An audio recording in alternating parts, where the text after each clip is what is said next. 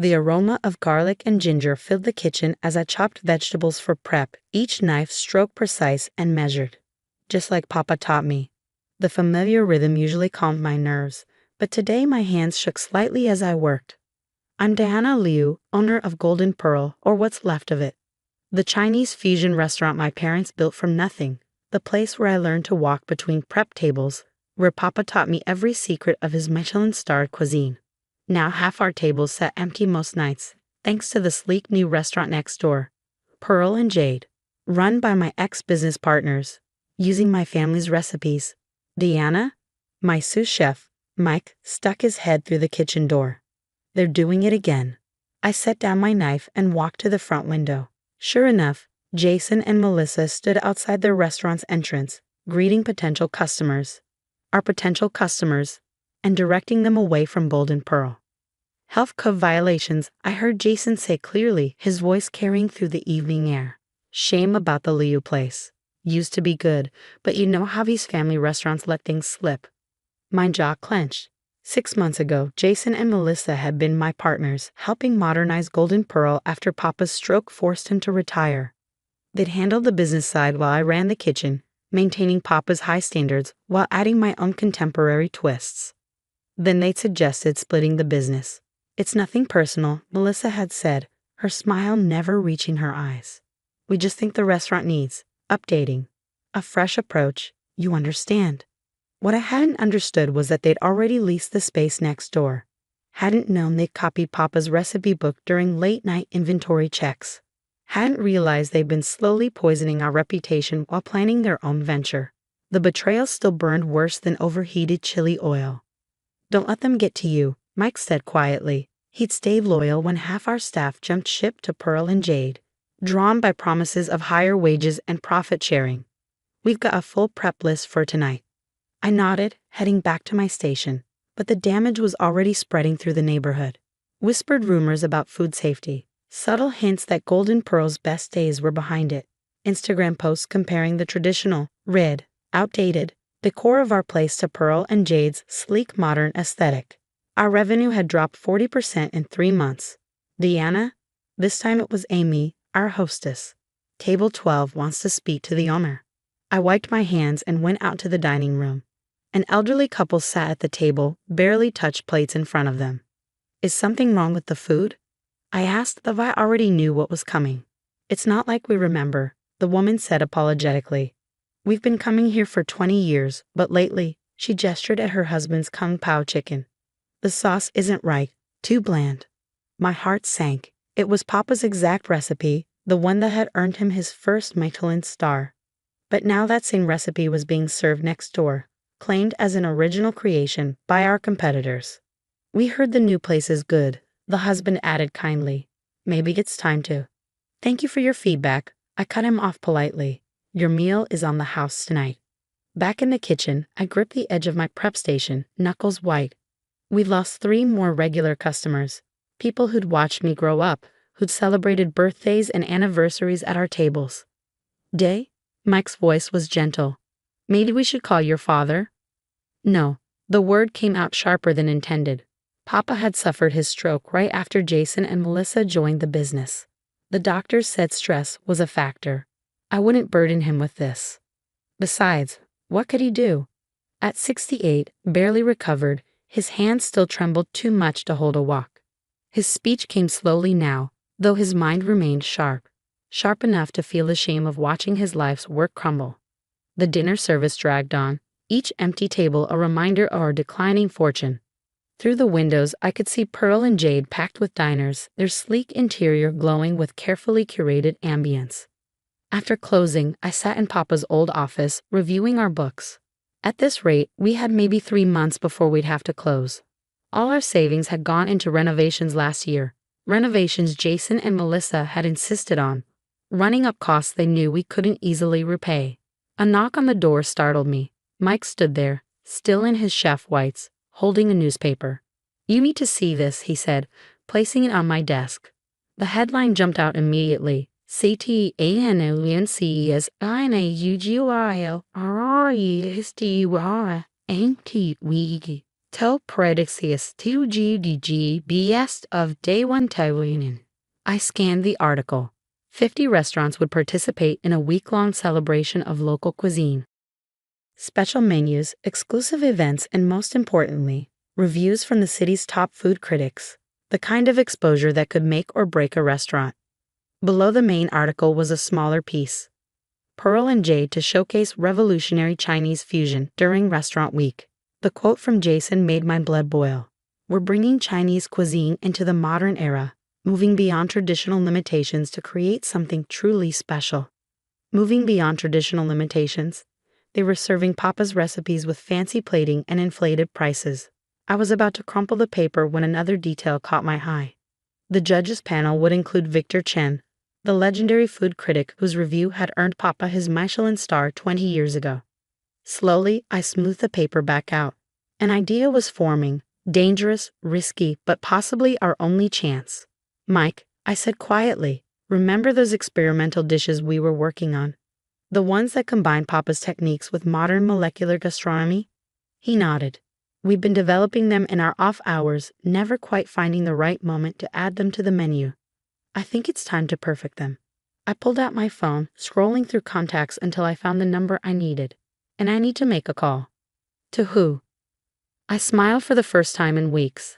An old friend who owes Papa a favor. Someone who might help us get into Restaurant Week and show everyone what real innovation tastes like. The next morning, I arrived at Golden Pearl before dawn. In my bag was Papa's real recipe book, not the decoy Jason and Melissa had copied, but the true family treasures. Recipes perfected over 3 generations, with notes in my grandfather's handwriting, Papa's careful modifications, and my own recent additions. Time to remind everyone why Golden Pearl earned that Michelin star. And maybe, just maybe, serve up a dish best served cold. Restaurant Week was 3 days away, and Golden Pearl's kitchen hummed with energy. The scent of experimental sauces and innovative preparations filled the air as my team worked to perfect our special menu. The molecular pearls of soy sauce are ready, Mike called out, carefully lifting a tray of perfectly spherical liquid caviar we created using sodium alginate. When burst, they'd release Papa's secret soy blend, a modern presentation of ancient flavors. Good. Add them to the deconstructed Xiao Longbao. I was bent over my own station, carefully arranging paper-thin slices of Wagyu beef into the shape of a blooming lotus flower. Each petal would be torch-seared tableside, releasing the complex marinade we'd spent weeks perfecting. The door chimed, and Amy's voice drifted back. I'm sorry, we're closed for prep. Deanna, are you here? My hands froze. That voice. Papa stood in the doorway, leaning on his cane. His face was drawn with concern. Someone showed me this. He held up a copy of the local paper, Pearl and Jade's Restaurant Week announcement. Why didn't you tell me? I quickly wiped my hands. You don't need to worry about. I'm your father. Worrying is my job. He made his way to my prep station, examining the dishes in progress. His right hand trembled slightly as he reached for a spoon, but his eyes were sharp as ever. Tell me everything. So I did. The betrayal, the stolen recipes, the sabotage campaign. With each detail, his face grew darker. These people, he said finally, they think recipes are just instructions. List of ingredients. They don't understand. He picked up the family recipe book I've been consulting. Every dish here has a story. Your grandmother created this sauce while hiding from the Cultural Revolution. I perfected this marinade the night you were born. Couldn't sleep, so I cooked until dawn. His fingers traced the handwritten notes. Now you add your own stories. But they, he gestured toward Pearl and Jade. They have no stories, no soul. They have our customers, I said quietly.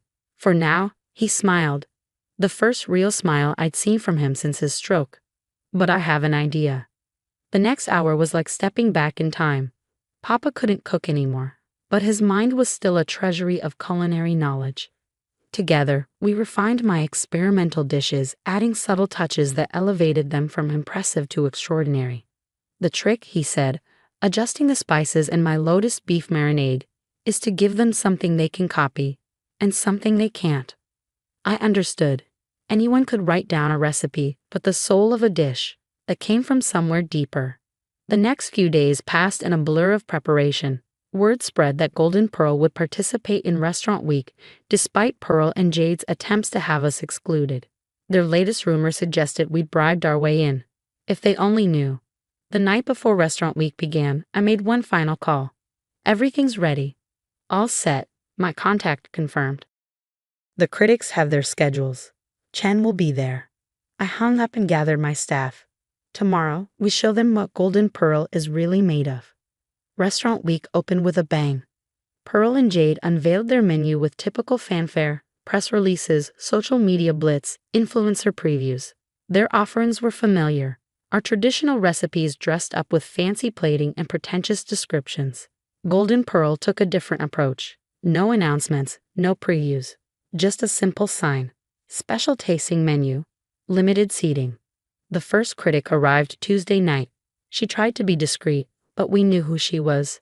Sarah Chen, Victor's daughter and a respected reviewer in her own right. She ordered our tasting menu and watched with widening eyes as each course arrived. First, the lotus beef, blooming under the torch's flame. Then Xiao Long Bao reimagined. The molecular soy pearls bursting with familiar flavors in an entirely new way. Each dish combined Papa's classic techniques with modern innovations that enhanced rather than masked the original brilliance. She stayed for 3 hours, taking notes between bites. Her review dropped the next morning. Golden Pearl proves innovation doesn't mean abandoning tradition. It means building on it with respect and understanding. Each dish tells a story, each bite reveals layers of meaning and memory. This isn't just dinner, it's edible art with a soul. The article went viral. Our phones started ringing. But we were saving most tables for the remaining critics. Jason and Melissa noticed the increased activity. They sent spies, servers pretending to be customers, trying to decode our new dishes. But as Papa had said, some things can't be copied. Thursday night, Victor Chen himself arrived. I watched through the kitchen window as he was seated, older now than when he first reviewed us, but still commanding respect with his presence. Ready? Mike asked as we plated the first course. I nodded, adding a final touch to the dish that had taken us weeks to perfect. Papa's signature Hong Shao Ru, red braised pork belly, reimagined as delicate cubes of melt-in-your-mouth meat, each glazed with a different intensity of sauce. Arranged in a spiral pattern that told the story of the dish's evolution through 3 generations of our family. As each course went out, I could see Chen taking careful notes. His expression remained neutral professional, until the final dish arrived, my tribute to Papa's original Michelin-starred creation. It looked nothing like the original, but one bite and his eyes widened. There it was, the exact flavor that had earned that star, transformed into a completely new presentation. He asked to speak with me. That last dish, he said carefully, I remember it. 20 years ago, but they're serving something very similar next door. I placed Papa's recipe book on his table, open to a specific page. You mean this recipe? The one you reviewed 20 years ago. He examined the page, the original handwritten recipe, with decades of notes and refinements. Then he looked at the date clearly marked at the top. I see. His voice was quiet but carried weight. And next door. They're serving an interpretation. I chose my words carefully. From a copy of our recipe, one they obtained while working here. Before opening their own restaurant? Exactly. He made a final note, then stood. Thank you for an enlightening evening. His review appeared in Sunday's paper, the final day of Restaurant Week. The headline said it all. Tale of 2 restaurants, innovation versus imitation. The article was brutal in its elegance. Without directly accusing Pearl and Jade of theft, it traced the lineage of several dishes to Golden Pearl's original creations. It praised our new menu as evolution with respect, while dismissing their offerings as superficial adaptations of superior originals. The killing blow came in the final paragraph. In this tale of 2 restaurants, one shows us the future of Chinese cuisine, a future built on understanding and honoring the past. The other offers only shadows of greatness, copies without soul. Choose wisely. The effect was immediate. Our phones rang nonstop. Reservations poured in. Food bloggers dissected Chen's review, connecting the dots about recipe theft and business ethics. Pearl and Jade's tables emptied. Their influencer friends went quiet. Their carefully crafted image crumbled under the weight of authenticity. 2 weeks later, I arrived at Golden Pearl to find a fancy envelope in our mail. Inside was a letter from the Michelin Guide they would be sending reviewers in the coming months. That evening, as service wound down, I heard the door chime. Jason stood there, looking uncomfortable. "We're closing," I said flatly. "Deanna, please, our bookings are down 70%. We can't survive like this. Maybe we could work something out. A partnership." Like last time, I smiled. "No thank you, but I'm sure you'll land on your feet. I hear there's a growing market for fast food fusion." He left, shoulders slumped. Through the window, I watched him trudge back to Pearl and Jade, where Melissa waited anxiously. They sold the restaurant 2 months later. The space became a yoga studio. Golden Pearl flourished. We maintained our traditional menu but added a special innovation night featuring our experimental dishes. The waiting list stretched to months. Papa started coming by more often, sitting at his old table, watching with pride as we served both old favorites and new creations.